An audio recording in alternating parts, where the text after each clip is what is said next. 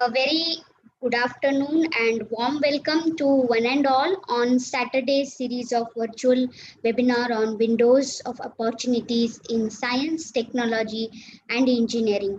I, Dr. Shalini Arya, on behalf of INIA's Mumbai chapter and INSA Mumbai chapter and my other colleagues would like to welcome all of you once again. And as you all are aware that we have been doing this series of webinars on weekend webinar series on windows of opportunities in science and engineering for a couple of weeks since last 1.5 months, and this webinar is conducted in keeping in mind by the young scientist for the young people. So, Indian National Science Academy, which is known to all of you, was established in 1935, and the basic objective was promoting science in India and also harnessing scientific knowledge for the cause of humanity and national welfare. And you all know that the young scientists and the young population of the country, how they are the pillars for continuing this approach. So therefore, Indian National Young Academy of Sciences was founded by INSA in 2014, and you can find out more information on inias.org website, and also on Google. If you type INIAS, you will get all the information. So currently we have 80 members, and our objective is to pass on the science activities, science outreach. We conduct a lot of remote area lectures, career awareness workshops, career opportunities, webinar on current topics which are most relevant to the society, as well as young students, scientists, early career researchers, women empowerment and capacity building, and so on and so forth. So that and within this context, we have been conducting these series, and few of the series and the recordings are already available on INIA's YouTube channel. And if you are interested, higher education opportunities after BE Tech, which was one of the very fantastic lecture by Professor Apita Mondal from IIT Bombay, is also available. Then followed by the S in STEM, its relevance and opportunity was very well spoken and shared by Professor Janvi Punekar, again from IIT Bombay, and then Dr. Tuli Bakshi. And last Saturday also we had a very wonderful lecture in this series. Today we have with us Professor Avalokita Agrawal. Professor Avalokita, welcome you once again in this virtual weekend webinar series, and I'm very thankful for your valuable time sparing with us, sharing on a very important topic, that is sustainability, with us. So let me give you all a brief introduction about Avalokita. So Professor Avalokita is an architect who has graduated from IIT Roorkee, and she did her PhD from IIT Roorkee, and a very interesting topic, role of Vastu Shastri towards bringing thermal comfort, directly after her bachelor's. And she was also a gold medalist during her bachelor's, and during the course for her work she worked with Lawrence Berkeley National Laboratory, California in USA, particularly in the division of building technology and urban systems division. And after completion of her PhD, she joined the corporate sector with industry, and she has worked for green building consultancy firm. Also she has been practicing in the field on real green buildings certification.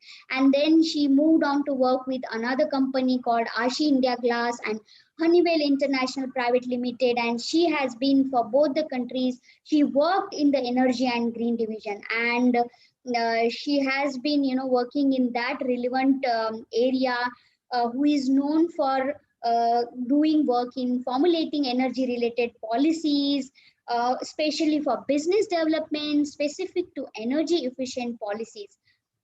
So then she moved back to academics after working in corporate world for almost 5 years, and she started to work on energy efficiency in buildings, both active as well as passive features. And gradually she has been working in the larger domains of sustainable built environment. Sustainability is one of the most important topic, and United Nations, there are 17 sustainable development goals, and sustainability, especially sustainable environment, we all scientists should work towards so that we save our life. So her experiences through education and work, and also through industry experiences, academic experiences, and the topic itself on sustainability equip her to understand especially the context of sustainable built environment very well. So, and today she is going to talk with us on the very topic, that is sustainability, what we need versus what we think we need. So this is a very, very important topic, and I am so thankful, Professor Avalokita, for being here today with us and accepting our invitation and ready to share your experience. So over to you, and I'm so eager and excited to listen to this sustainability topic. Over to you. Thank you so much. Thank you very much, Charlie, for a very kind introduction. And I'm really, happy to see the kind of work Enyas is doing, and particularly your chapter, and such motivating webinars that you've been able to conduct. And I'm sure it is helping a lot of youngsters out there. So, I'm very thankful for you to invite me here. And for making me a part of your journey, your efforts.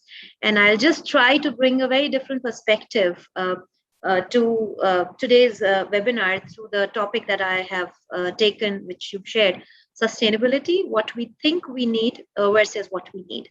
So I'll discuss on that, and without wasting time, I think I can directly go on to my presentation. So I'll start sharing my screen now.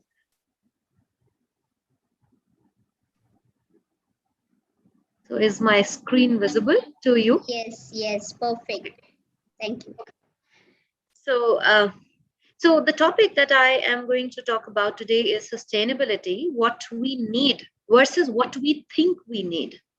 So, discussing about sustainability has never been more relevant than today.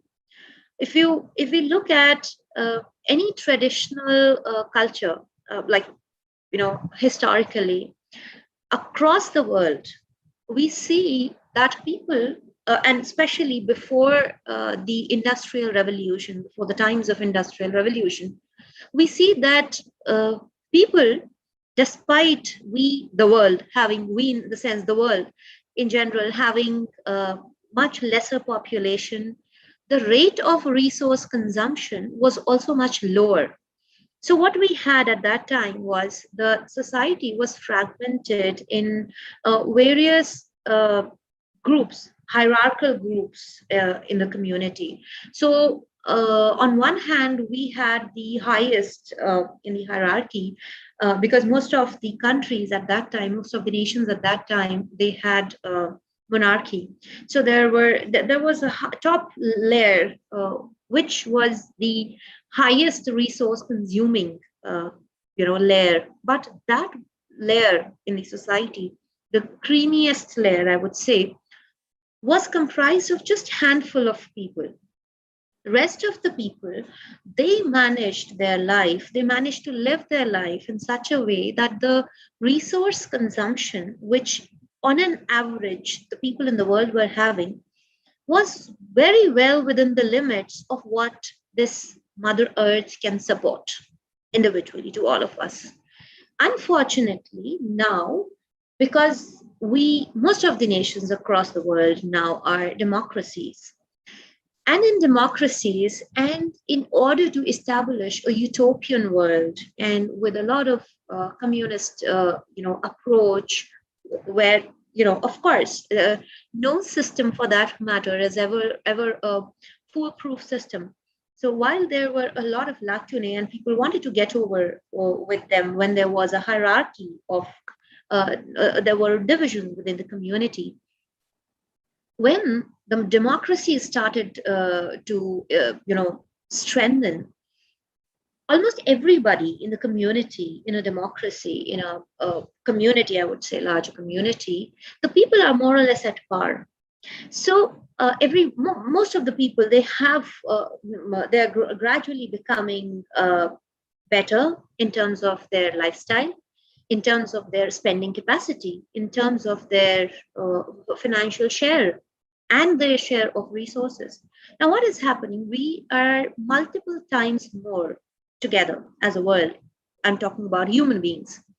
So we are multiple times more than what we were pre-industrial era. And now each one of us, most of us, we have a much higher rate of resource consumption. But the resources on the earth are limited. As scientists, as engineers, we all know that we have a finite, we have finite resources only. Any resource. Yes, of course, we have cycles. So we have a water cycle, the water changes forms, we have carbon cycle, nitrogen cycle, whatever. We have almost for all materials, we have these cycles.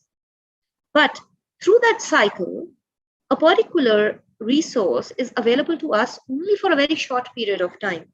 And if we start extracting, exhausting that particular resource in that cycle during that very small duration, the entire cycle goes haywire.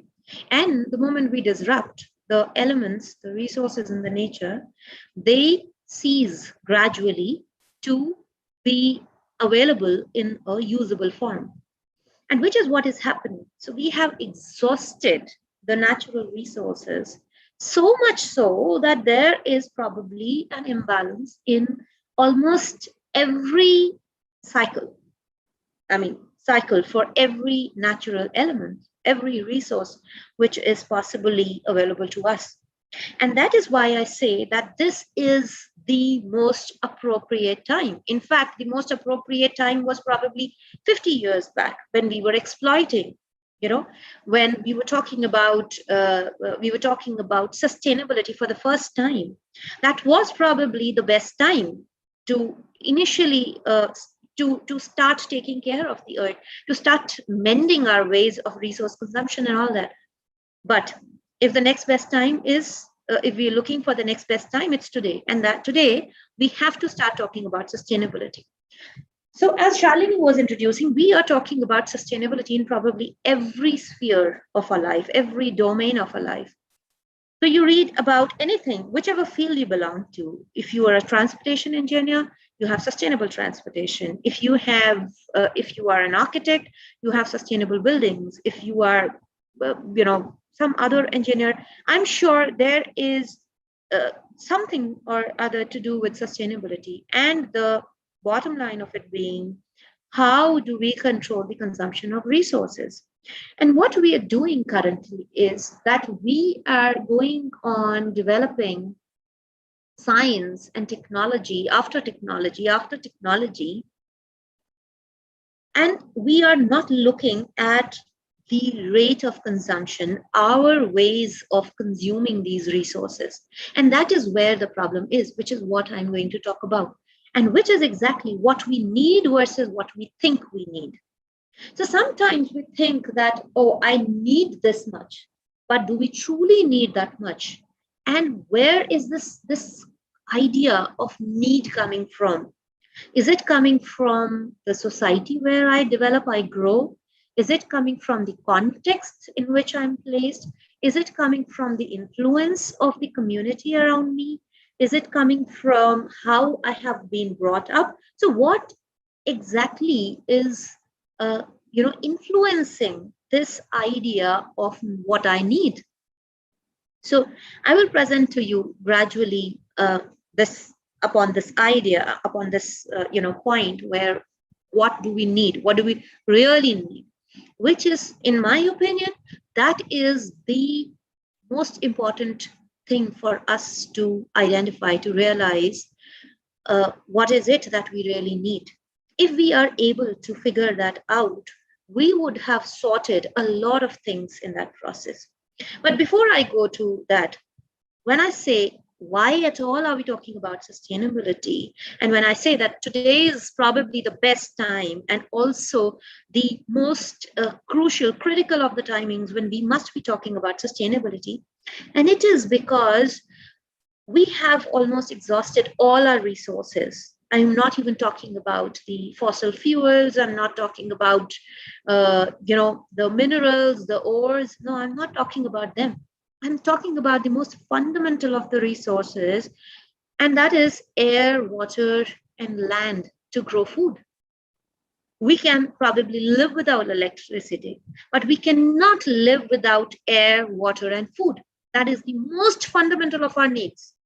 And today we are there is a drastically reduced availability of clean drinking water, of clean air to breathe, and of good quality land to grow food. And there is an acute shortage. We know it. Almost 20 years back, I think, 25 years back, the idea of water being sold in water bottles it sounded alien to us in India. Um, a lot of us must have been in school at that time, around 25 years back. And at that time, if you remember, if you traveled with your parents in trains or buses, if you were making a journey, do you remember how would you carry water along? I remember distinctly that my parents, we would usually carry a big, water container. So as we were, becoming better in affording resources, so we had a water container which was insulated and it could keep the water cool for a longer duration, and it could also hold more quantity of water. So when we started the journey, we would fill that water container and we would always keep a couple of glasses with us. And as the journey, if the longer was the journey and the water container, the water in the container got exhausted, so somebody would get down at the next station, railway station, fill that water container back up again and get back in the compartment and continue with the journey. At that time, the idea that the water will be sold in water bottles was so alien, because water was, even 25 years back in our own country, the water was abundantly available. Clean water, I'm talking about clean water. We could still dig wells, tube wells, hand pumps, and the water was just available. And within the last 2 decades, the way we have continued to exhaust our water resource today, it is no surprise that the water is being sold in plastic bottles. And every time we consume a liter or even 200 ml of water, simultaneously, we produce trash. We produce so much of waste. While in a practice earlier, and today we think that, carrying a water bottle, disposable water bottle from home, why at all do we need it? Because we can get easy, handy water bottle right in the train and on the platform. Why at all do we need to carry that? A couple of years ago, and in fact, today also in certain areas of the world, air is clean. But in our country, probably none of the cities have air quality which is worth breathing. It is so polluted.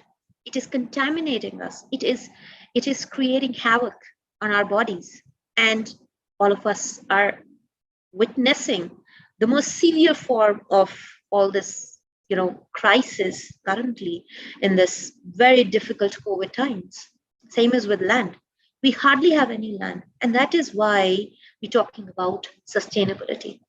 We have all these forest fires. Every year we have these forest fires, and the number is increasing.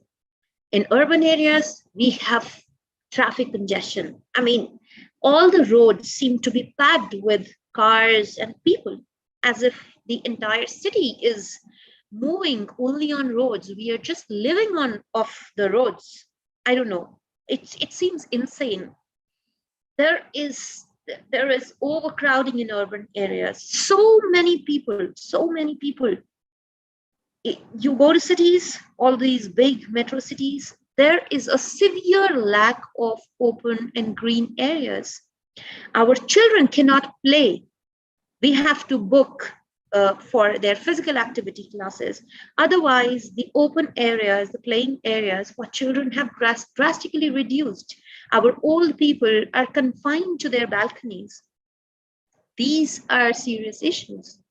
I mean, they may seem pretty, trivial, looking at the crisis of COVID currently, but actually these are serious issues because they have a direct impact, which is tangible, but they have several intangible effects on our mind and body. And the manifestation of it in tangible forms is seen several years later. So people are suffering with several emotional and mental disorders, and that is creating several other problems within the society. So, as Ramchandra Guha puts it very aptly, he says the current problem is that there are more people who are producing more, traveling more, consuming more, and excreting more. There is a much faster rate of resource consumption than ever, and a much faster pace at which the resources are being transformed into waste. So, in any case, as we know, the laws of the laws of nature, where nothing is destroyed, it just changes form, like energy. So every resource, every material for that matter, it just changes form. But to us, only few forms are useful. Other forms are a waste. So if we have water, if we have clean water in a river, it is useful for us. But if we contaminate that river so much so that it becomes a nala, it becomes a drain, the water is still there, but it is a waste. It is not useful anymore. So we are transforming our resources into waste, and it is a great problem. That is why we need to be sustainable. But even if all that is happening, why at all are we worried? Are we worried for this polar bear? Are you worried about him? Are you worried about his health, this polar bear's health? Are we worried that this polar bear is going to become extinct? Majority of us are not worried about this polar bear at all. We are not worried about what is happening in the nature. We are simply worried about our own existence. I don't care if the world dooms tomorrow. I mean, that's the general attitude. If I have a regular supply of water, food, uh, air to breathe, comfort right at my doorsteps, I don't give a damn. And that is exactly the way, that's exactly the attitude we have currently. We are only worried for our own existence. And this current crisis has very clearly shown us that all that we care about is whether we will exist or not. We're not worried about any other living form currently around us. And that is the tragedy. But unfortunately, since this nature was created as an interwoven, interdependent system, if any one link of that very complex system is taken out, it's plugged out, the impact of that is going to be there on every little element, every little component of the system, of which one minuscule part is human being. So the solution in this time is sustainability. And if we understand sustainability, it is very simple. In simple literal terms, it is to continue forever, continue perennially in the same state, that is to sustain. And if we are to sustain the same state what we have today, every element of this system, of this complex system, has to be sustained equally. It is not just the systems or the components of the nature which are essential, which are useful for human beings. It is every other thing. It is every living species on earth, whether it be animals or plants or whatever. They have to sustain, they have to not just survive, they have to thrive in order for us, one of the component of the system, to sustain alongside them. And how will we achieve sustainability? It is through sustainable development. So sustainable development is a vehicle, it is a means to achieve sustainability. We often confuse between sustainability and sustainable development, but sustainability is the ultimate goal, and sustainable development is the vehicle, is the way, is the method to achieve sustainability. That's what we are talking about. So what is actually sustainability? So Thomas Jefferson's Sustainability Council, it defines, so you will find several definitions of sustainability. A lot of people have tried to define sustainability, and there are several definitions varying with the context which they are catering to. So as per Thomas Jefferson's Sustainability Council, and it is a very generic definition of sustainability, which I'm talking about here, which says that sustainability may be described as a responsibility to proceed in a way that will sustain life, that will allow our children, grandchildren, and great-grandchildren to live comfortably in a friendly, clean, and healthy world. So the essence is that we have to proceed in a way so that the systems around us, natural as well as man-made, they continue to remain friendly, clean, and healthy.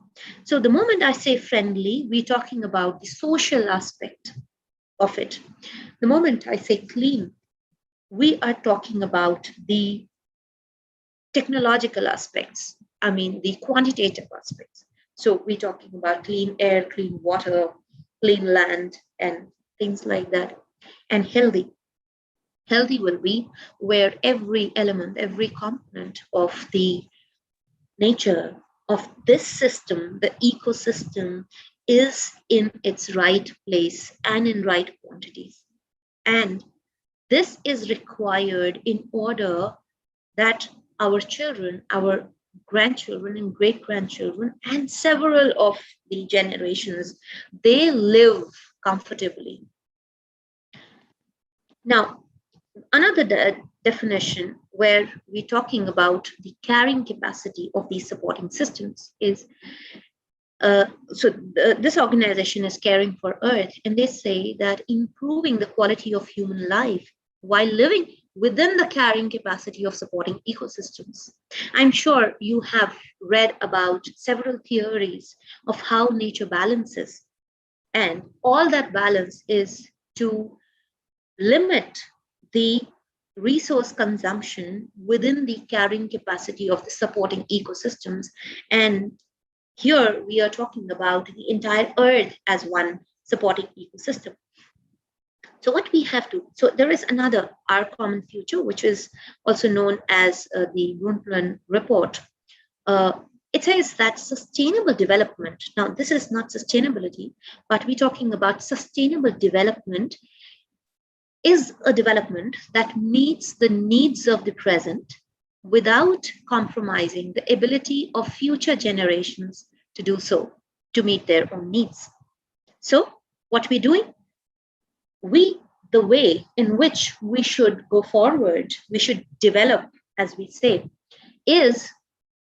should be such that we are able to fulfill our needs, our present needs, without compromising the ability of future generations to meet their own needs. Now here, when we talk about that, we are always talking about these needs of present. What exactly do we need? Do all of us need very comfortable air-conditioned homes? Does everybody need that?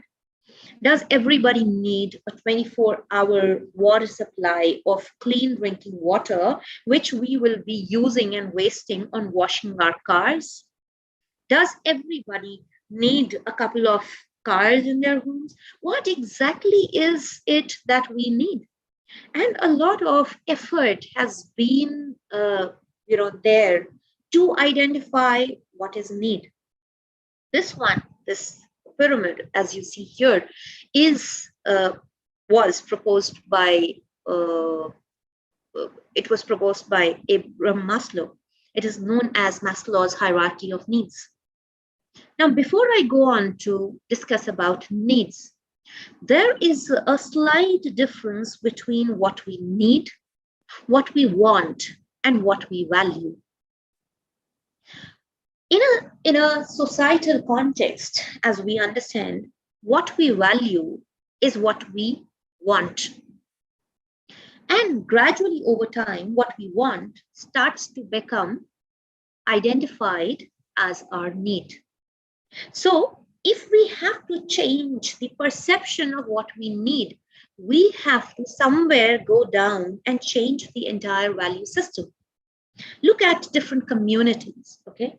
Look at the tribal communities, okay? The ones which have remained kind of confined, which have continued to follow their culture, their traditions of living in sync, in harmony with the nature for times immemorial. Their value system is not to go against nature.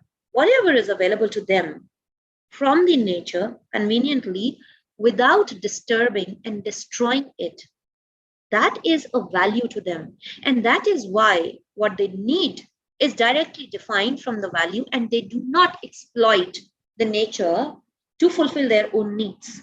Because for them, the more valuable thing is to keep the nature around them intact.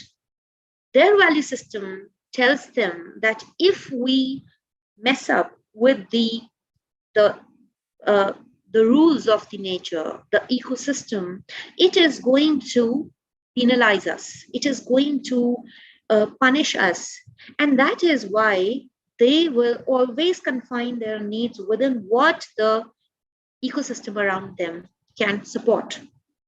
So they don't want more. They don't want more at all. We go to villages. I'm sure most of us have our roots in villages. We are known to be a country where majority of our population at one point of time, even today, majorly depends upon agrarian activities, agriculture, farming, and associated activities. So majority of us have had roots in villages, the farms. We are associated, and a lot of us would still be having, a part of our family living in the villages. Go back to those villages. Now, we can distinguish between the lifestyles of people living in the villages, which are connected to cities, where they have their family members, part of their family, living in urban areas, in metro cities, and who are exposed to the urban lifestyle, which is coming from a value system. Now, I place more value, and there was a beautiful comic strip I was going through, and it was comparing the countryside life living with the urban living. And it beautifully depicted what values more to urban people is very different from what values to the rural people who are involved in agrarian activities. Every morning we get up. What is priority to us? I mean, most of us who are living in urban areas. Okay, if you are a health conscious person, you want to take out time for your exercises. You want to clean. You want to cook and go on with your jobs, white collar jobs, where we are confined within buildings, air conditioned buildings, in controlled environment. On the contrary, to a person, and sorry. So what values to us is that, okay, our homes should be absolutely spick span clean. I have time for health. exercise regime, meditation, because I have to keep myself mentally sane and all that. On the contrary, if you look at rural people, like people who were involved till today in farming activities, for them, the day starts much earlier. Having a separate exercise routine regime is not valuable. What is more valuable is, oh, this is the time when I have to water my crops. And it doesn't matter whether I have cleaned my home or not. It doesn't matter if I have cooked or not at that time, early in the morning. What matters is whether my crops have been irrigated, whether my cattle have been given feed or not. All that is more valuable. And that is why the need stems from that. So if you look at Abraham Maslow's hierarchy of needs, where he has beautifully classified these needs, the bottommost is physiological needs. Everybody has those fundamental physiological needs where we need air, food, water, shelter, clothing, we need to sleep. That is the physiological need. And everybody has to fulfill those basic physiological needs. Only then can you move up to the next ladder of needs and you try to fulfill them. The next one comes safety and security, health, employment, property, family, social stability. That sense of being safe and secure, and that is why a family and a community being together is what we need, primarily for safety and security. The next one is beyond that. Once you are safe and secure, you want to have that sense of belongingness. This is mine. This is mine. These people are mine. They belong to my community.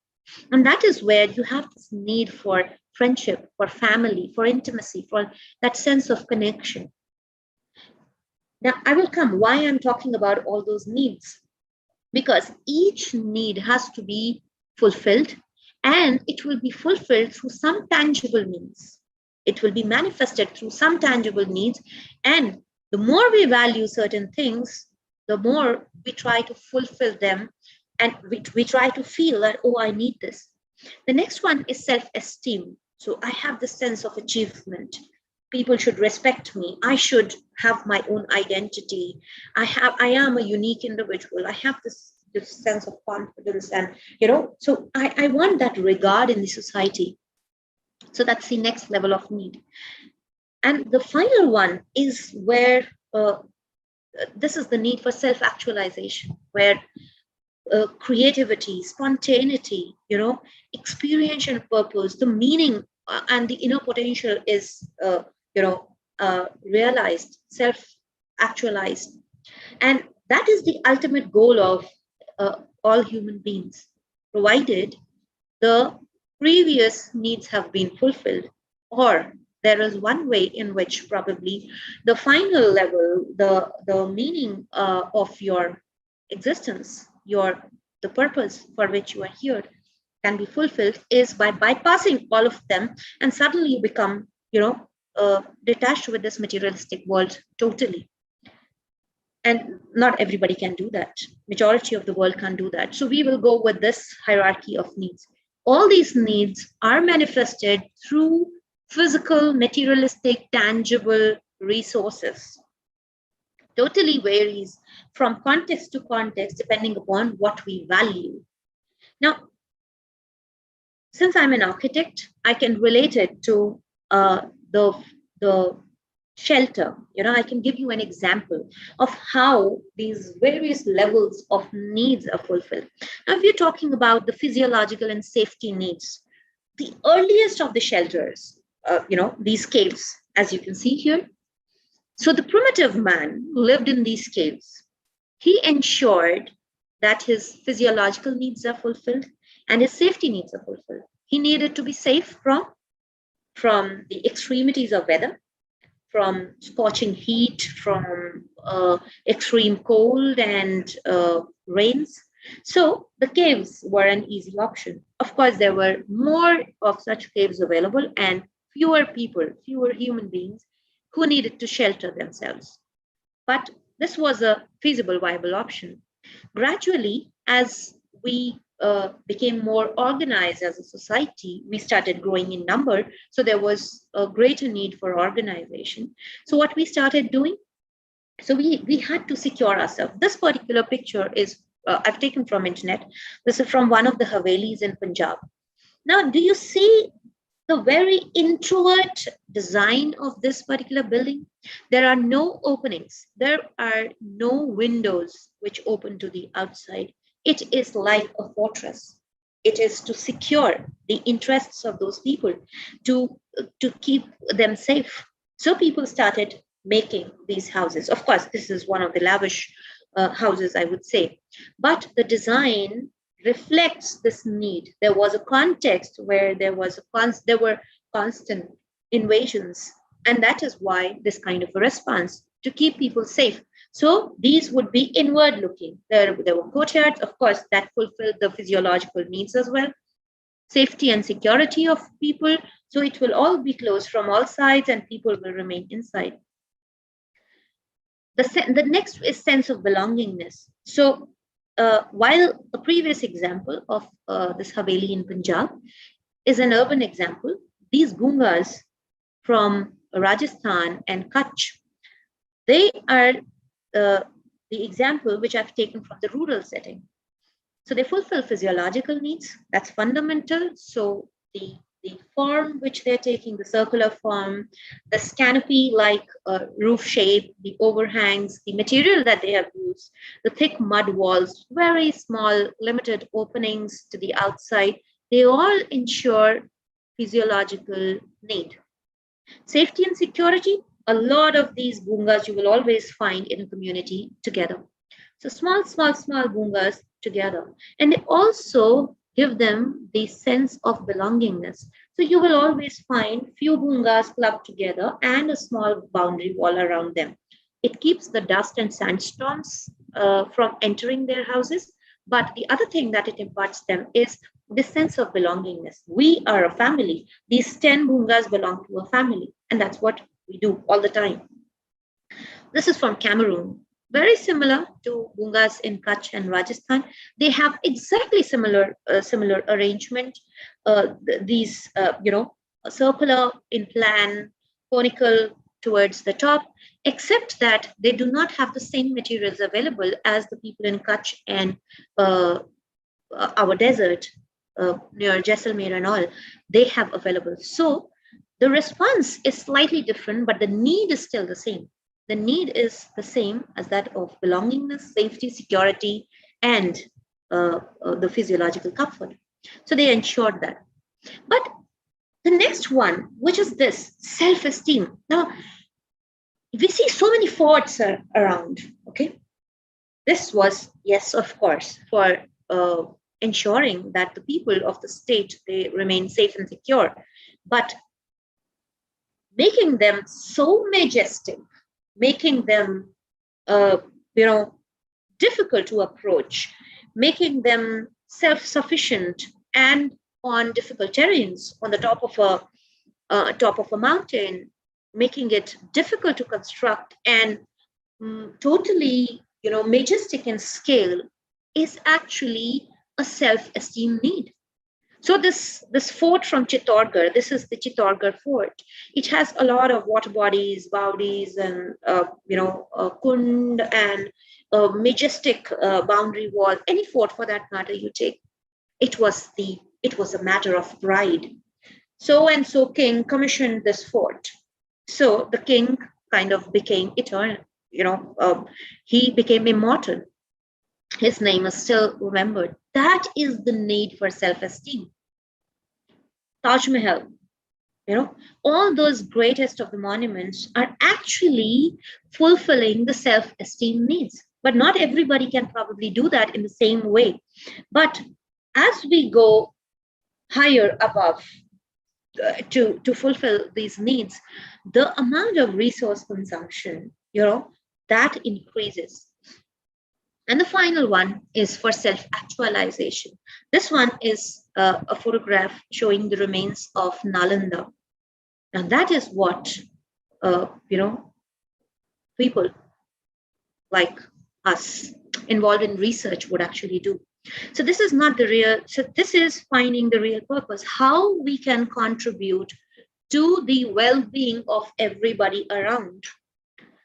That is, so a lot of institutional buildings, I'm not talking about organizations, I'm talking about several buildings and arts, aesthetics, beauty, all art forms, they are a means for self-actualization. That is why I say that sometimes, if you are aware, you can actually bypass, skip these three needs in between, from physiological needs, you can directly move up to self-actualization needs. But the point which we are coming to is, what do we really need? Do all of us need to fulfill our esteem, self-esteem? Do all of us need the same kind of resources to fulfill our physiological needs? What is it that we really need? And do these needs, they change from place to place with varying economic status, from context, from the upbringing of a person? And can culture play a role in addressing the problem of unsustainability? Or can a culture lead us to sustainability? Is what I'm questioning here. So I'll go to my survey later. There is a brief survey, there was a small study which we uh, continued. I see a chat there. Okay, I'm sorry. I'm not reading the posts here, but I think it is okay. I'll finish my lecture and then we can have a discussion. So uh, before I go on to take that survey, I will tell you a very small story. Um, uh, there was this village in Maharashtra where Mr. Manohar Parrikar was no more, who was the chief minister of Goa, he came from. So that village from where Manohar Parrikar comes from, and this is a story. This is an excerpt which I read, which was written by Manohar Parrikar. So he says that his village was known for the best quality of watermelons. So his village produced the best quality of watermelons in the entire area. Now, it wasn't incidental, okay? So there was a custom related, there was a ritual of that village, there was a celebration actually at the end of the harvest season of watermelon. And what was that small practice? And it was a celebration. There was actually a festival around that. So what they did was, every farmer who grew watermelons in that season would save the best watermelons for that first festival.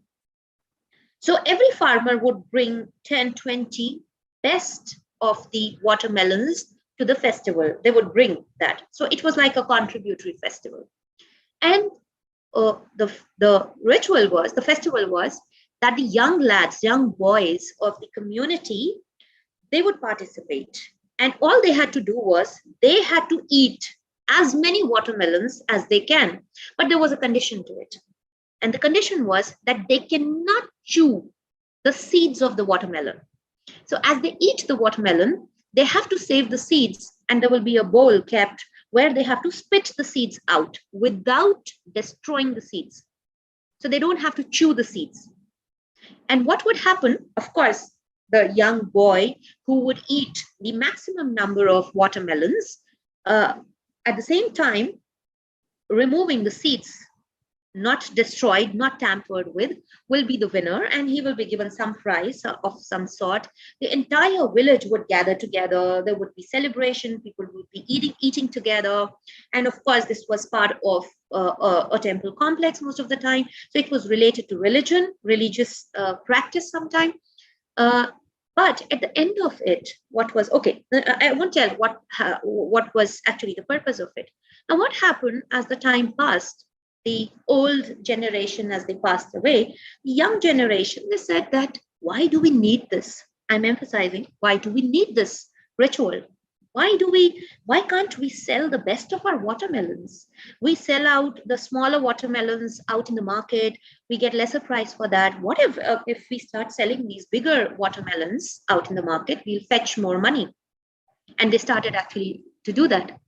And gradually, in just a matter of a decade, this area was no longer known to grow the best watermelons. Do you know what went wrong? And what was that practice doing? They were saving the seeds from the best watermelons and they would preserve those seeds for the next season. So every year, year after year, the quality of their produce was growing. It was getting better because they were saving the best of the watermelons for this particular ritual. And so year after year, their produce was growing better.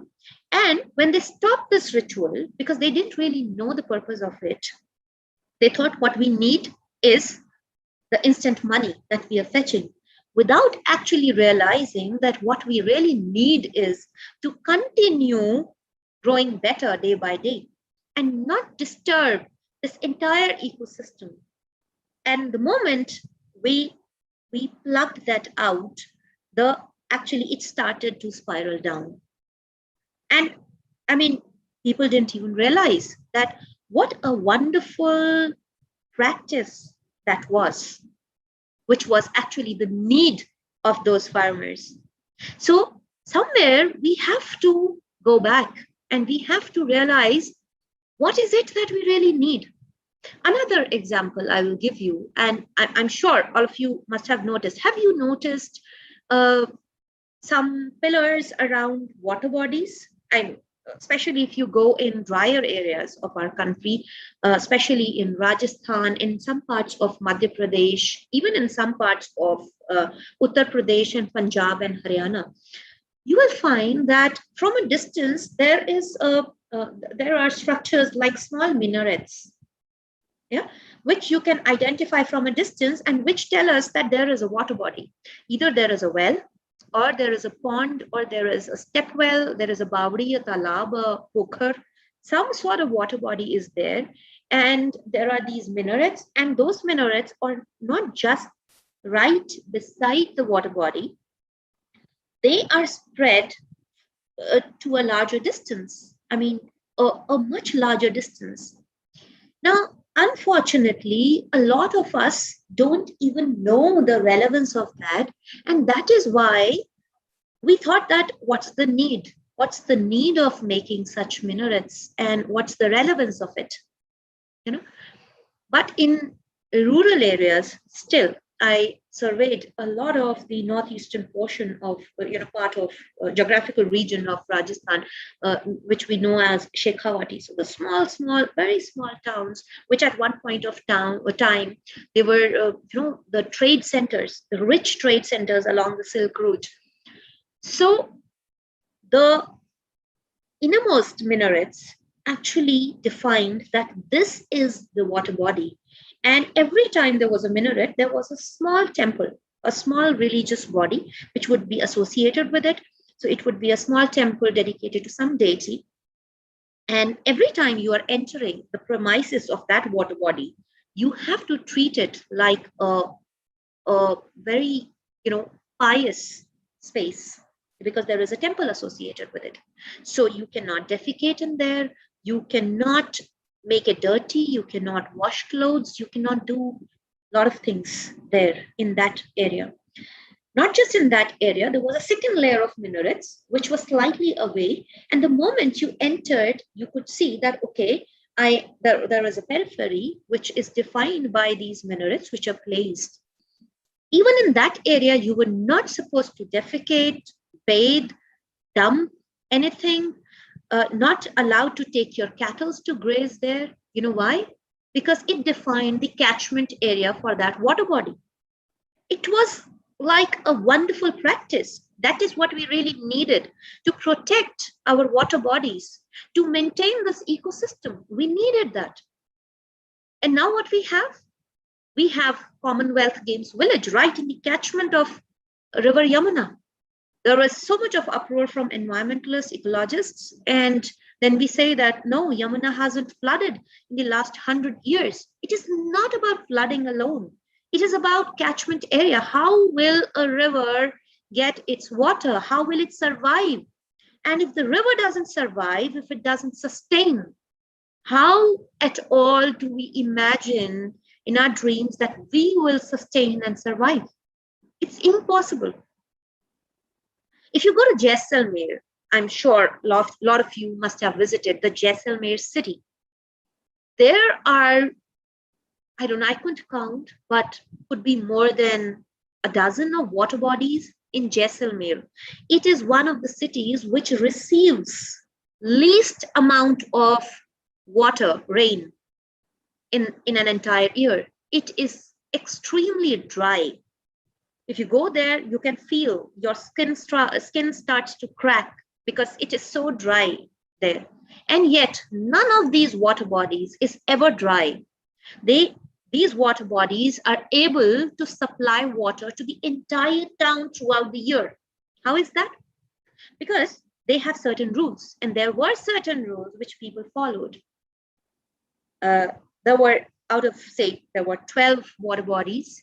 Few were restricted to be used for drinking purpose. And around all those water bodies, there you would find a lot of temples because you were not supposed to dirty them. Yeah. There would be certain other water bodies where you can wash your clothes, you can wash your utensils, you can bathe. Such water bodies have different markings, different types of minarets around them. There were certain other types of water bodies which were where you could take your animals, your cattle to bathe. The cattle could be taken. A lot of, relatively dirtier tasks could be carried out in those water bodies. But in all those water bodies fulfilled various needs and needs of people, our needs of drinking, of bathing, of cooking, and a lot of these needs. To fulfill all those needs, we have certain rules. And that was kind of made an inherent, an integral part of the culture. The way people were growing, our parents would tell us, no, don't waste water. You have to pay a price for that. Don't throw away food. You have to pay a price for that. You know, you will have to, when you die someday, you will have to account for all of that. It was just a religious language of telling us that every resource is important. And what was the need? The need was to sustain this ecosystem around us, to balance it, to go in a way that none of it is disturbed and we still have sufficient for us. That was really the need. So my fundamental question here, so out of these two stories or examples that I just gave you, what I want to tell you is that somewhere we have totally lost a track of what we really need. We don't really know what we need. And there is a time for introspection. I'm not saying that, okay, suddenly we can change it. We can't overnight change it. It requires change of a value system. Technology alone can never solve it unless it becomes like a social movement of revisiting your own needs. Every individual has to revisit those needs. And for that, we need a cultural change. We need a value change. So what I actually wanted to inquire was, in my experience, during my travels, I traveled to the remote villages of Uttarakhand on trek, and I saw people living happily, productively, and with a purpose in their lives in such minuscule amount of resources which they take from nature. And it's a beautiful living. So, and on the contrary, if I look at myself as an urban dweller, and I've always, grew up in urban areas, my rate of consumption is significantly higher than the rate of consumption of a person living there. Why is that difference coming? Why is that there a sea difference in our rates of consumption? There is something wrong with our value system And I wanted to inquire into that. The study is not complete, but I'll just give you a glimpse into what we surveyed. So overall, we had three categories of three economic categories.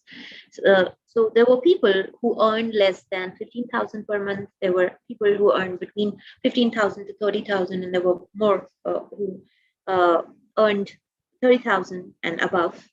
And these people, a total of around, we didn't have a very huge survey. It was pilot, which we carried out. So we had around 200 plus respondents. And all these respondents were from various, levels of urban areas and all the way up to villages. So we had from villages, from tier 3 and 4 cities, tier 2 cities, tier 1 cities, and there was a mix of them all. So I'll give you a quick glimpse into the type of villages and towns we surveyed. So this is one of the villages in Spiti Valley in Himachal Pradesh, and this village is known as Demul. Can you see the solar cells, photovoltaic cells on the top of their roofs? But you still see the beautiful traditional construction, the flat roofs. This place snows heavily. It is a cold, dry desert in this region. It rains scarcely. There is snow sometimes, but most of the time it is still dry. And yet, people in this village, like when we surveyed, they grow enough for themselves. Through sustainable tourism and sustainable practices, they are able to earn reasonably well. There was another village where I took these students. So every year, along with my students, we've been going to different places, remote places mainly. So this is a small village called Pili Padao. It is off Rishikesh, very close to Rishikesh, around 20 kilometers from Rishikesh. And it is a village which cannot grow geographically in boundary, because on one side there is a tributary to River Ganga. On two sides there are these lower Shivalik hills, and on the remaining side there is this reserve forest, which cannot be tampered with. So this village, physically, geographically, it cannot grow. And the people who are living here are mostly the tribal people. They are called Van Gujars, who have rights on the forest. So they cannot cut, but they can take the produce from the village. There are schools in the village. They're very close to the city, Rishikesh town. And so this one is very close, while the previous one, Demul, is very far away from any city. This particular village is called Gangi.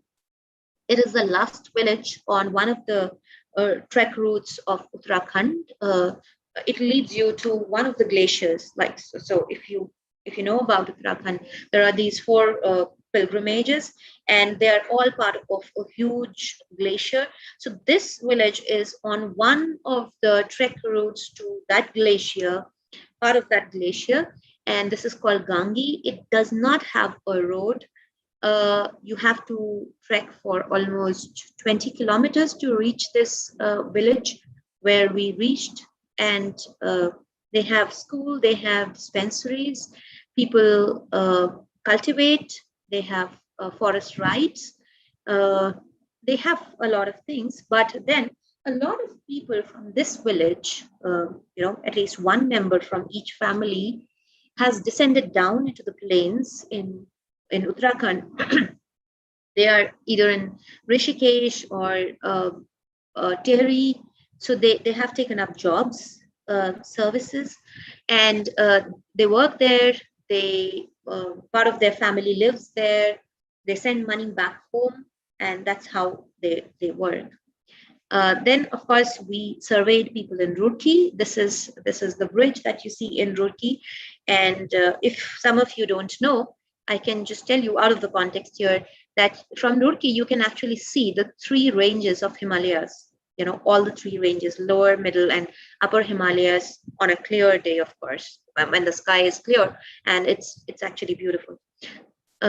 This one is Jaipur. So we also surveyed people from Jaipur. I think this one is Delhi. This one is Bombay, of course. So Professor, sorry to interrupt, but yes, there are a lot of questions and our okay, would give me like just sure, Shalini, I'll quickly wind up. Okay. Yeah, sure. Thank you. Okay. Yep.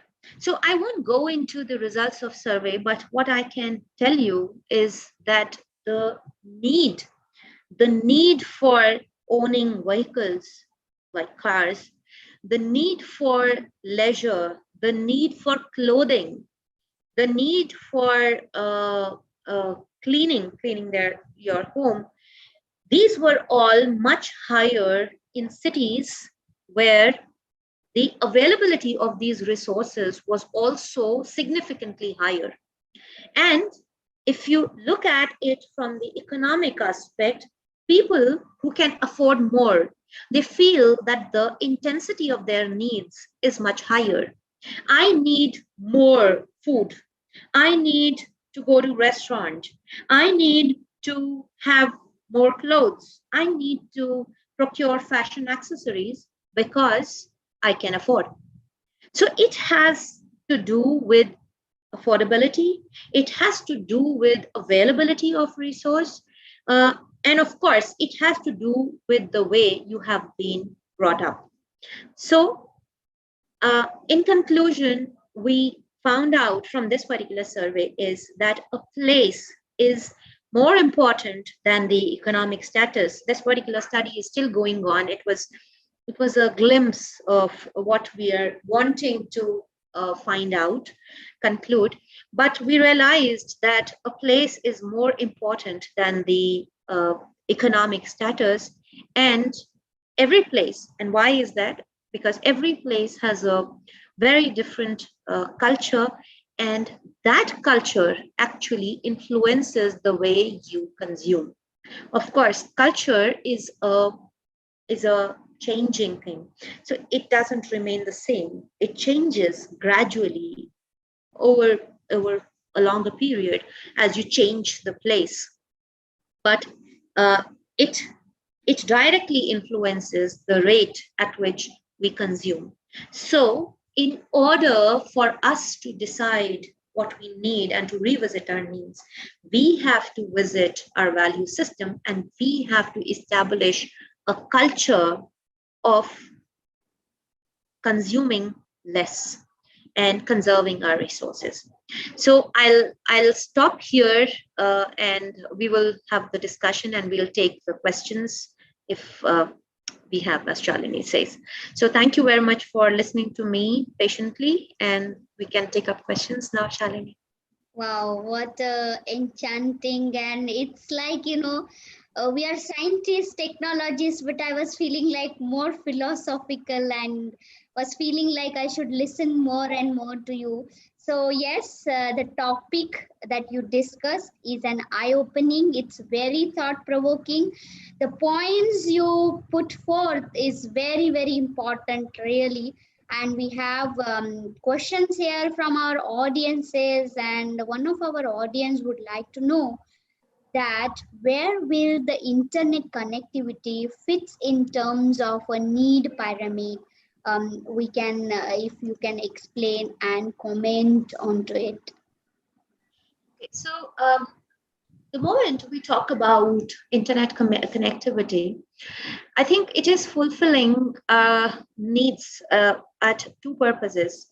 One is at the knowledge level, because of course, it imparts, it provides to us a lot of knowledge which is strewn all over. Of course, we have to make a choice what we are reading, whether it is correct or not, whether the sources are correct or not. But yes, it is a great source of knowledge. All of us know that. So that's one, which is definitely coming at the top level. So it provides us, it helps us to grow faster towards our self-actualization needs. If we have a purpose, we we can definitely fulfill it through the information, the knowledge which is available through internet. The second one is that of connecting with our people. Since the world has become small, earlier the people were not moving so much. Today, my family has members who are placed in UK, and somebody is in Australia, and somebody here and there. The world has, it has shrunk drastically, and internet is one way of, communicating with people. Uh, so it has become an essential need for us today. It so appears, and it has rightly so become. But before we conclude, the need for any resource, that it is essential or not, or how essential is that, you and me, we always have to think about the big picture. It can never, whenever we talk about sustainability, it has to be over a long period of time. Any resource consumption and its, give back, so what it gives and what it takes, has to be analyzed and studied over, say, a lifetime. So that's one. So it's a long time. And the second, it has a long, so the system, which we take into account of how much does it consume and how much does it give back, it has to be exhaustive. We cannot just talk about it. We cannot conclude on the basis of just one or two parameters. We have to take into consideration a lot of parameters there. So that is where I would place internet. Yes, absolutely. What you have said, it's absolutely correct. This without internet we cannot live, and today, especially in this pandemic, if you see, without internet we cannot survive. So another questions is again from one of our audience. So in today's time, if you see, and your association is also with building and sustainability. So if you look, and in your presentation also you showed some of the pictures wherein village, and those beautiful houses, huts made from simple wood or simple, but then today the concept is different. Person, whether their capacity to buy houses or not, but they strive, and they put entire lives, money and stress in buying the house, the minimum house, or the one that you showed in the picture, is considered, or as a symbol of poverty. They think that that house is only for poor people, and the one who has a very lavish or beautiful house is considered as the rich and the status person. So what would you like to comment? Is there a need to clean our brains, and what as we young scientists needs to take action to do that, or what is it like? Your talk has opened up my eyes, and okay, I might think, okay, I don't need any house and lavish house. So what would you think in considering current thinking of the people? Yeah, so, very rightly placed, I think, Shani. It's a wonderful question. And what we see here is that this is what culture does. This is the influence of culture. You're talking about the difference between a rural house, like a hut, versus a simple, I mean, not a very lavish or big, but a small apartment residence here. Uh, Go a step forward and compare a house, same size probably as that of the urban house, which we are talking, in a developed country, say United States, or say United Kingdom, and compare the rate of consumption of each one of these and of what kind of resources. And that is considered normal. In US, in the cold areas, every house has a boiler. They consume humongous amount of resource, fossil fuel, to just maintain a comfortable temperature. So I talk to my family members who are living in the US, who've grown up in the US practically, and in extreme winters there, I see their children wearing summer clothes, a simple t-shirt and shorts, and then they would be talking because they are so used to living in controlled environment. And here We are not. We don't do that. When there are winters, even in urban areas, when there are winters, we just clad ourselves with more number of sweaters and pullovers, warm clothes. And in the rural areas, you would see a farmer, even in extreme winters, getting up early at 4 a.m. in the morning, and at 5 a.m., probably he's watering his crops with hardly anything on his body, and he's standing in knee deep water, and he's doing that. These are three different scenarios which are directly coming out of culture, our cultural conditioning, that we think that a hut is a symbol of poverty. But, Shalini, what I think that the times like these, like the COVID times, they are pushing people to go to these remote areas. And a lot of people, I know a lot of friends in my, circle, who say that, okay, I don't want to work beyond 50. I've earned enough, and I would just like to go back to the countryside, have a small home there, and spend rest of my life doing organic farming. And this is something which I'm hearing from so many people. So there is a kind of reversal. So the culture changes. That is why I say it is not static, but people realize the need that I need to breathe clean air. I don't need to live in the city and Yes. slog for another 20 years for what? At Dr. Avalokita, can we or government take some initiative so that these values are imbibed and inculcated in our children, our young generation, so that the future themselves becomes bright and our environment becomes sustainable? And is our government taking any initiative towards that direction? I don't know if the government is taking a direct initiative to actually educate our children about that. But what I can, say that our traditional system of development, I'm talking about the text and treatises. So I did my study, I studied Vastu Shastra. If you look at Vastu Shastra and the way they advise city planning, so what all are components of a city? I'm talking about an urban area. Agricultural land is an integral part of a city. At least 10 to 12 different types of water bodies is an integral part of a city. Of course, market area, residential places, religious places are all part.